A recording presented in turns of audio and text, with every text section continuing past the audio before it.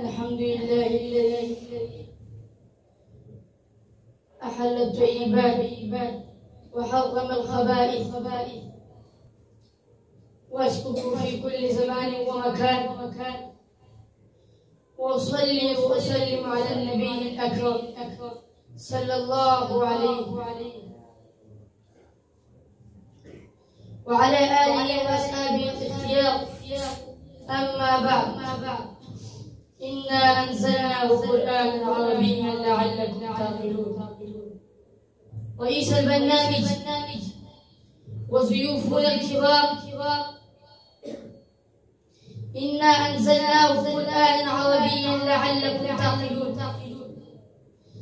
إنا أنزلناه أي القرآن، وإنزاله يدل على أنه أعلى، لأنه كلام الله تكلم به وأوحى به لجبريل إلى نبينا صلى الله عليه وسلم.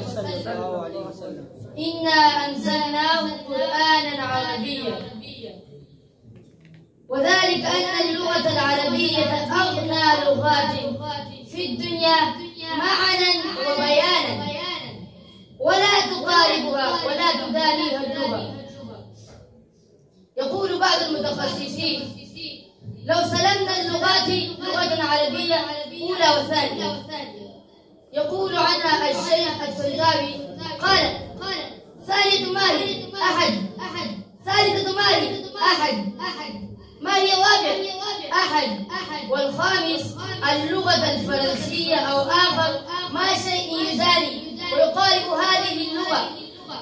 قال: إنا أنزلناه قرآنا عربيا، وذلك أن اللغة العربية أفصح لغات وأبينها وأوسعها وأكثرها تأدية المعاني التي تقوم بالنفوس.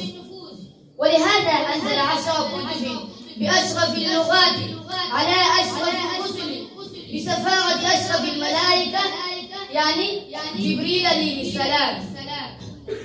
وكان ذلك أشرف اللقاء على الأرض وابتلى بأفضل شهور السنة هو رمضان، وكون بكل الوجوه. ولذا قال الله تعالى: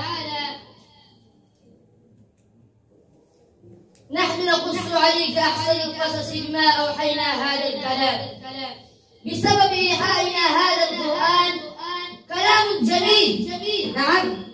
ولهذا من أراد أن يفهم دين الله جل وعلا ويعبد الله بالأخص أن يكون طالب العلم، لا بد أن يتعلم اللغة العربية حتى يعتقد أن اللغة العربية واسعة جدا. انظروا إلى المتراجم اللغة الإنجليزية: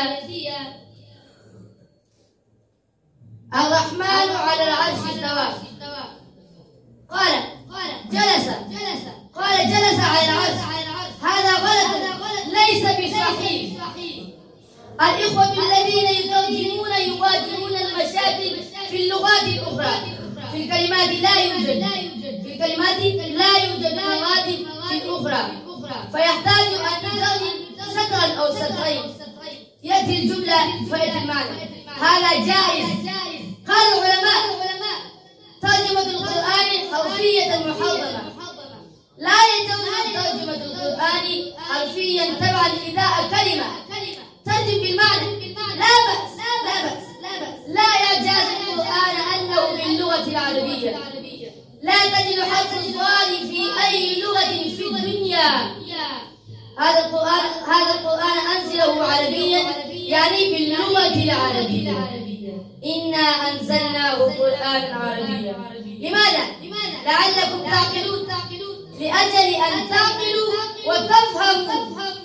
فإذا أردت أن تفهم القرآن فهما دقيقا لا بد أن تعرف اللغة العربية. وآخر دعوانا الحمد لله رب العالمين. ما شاء الله.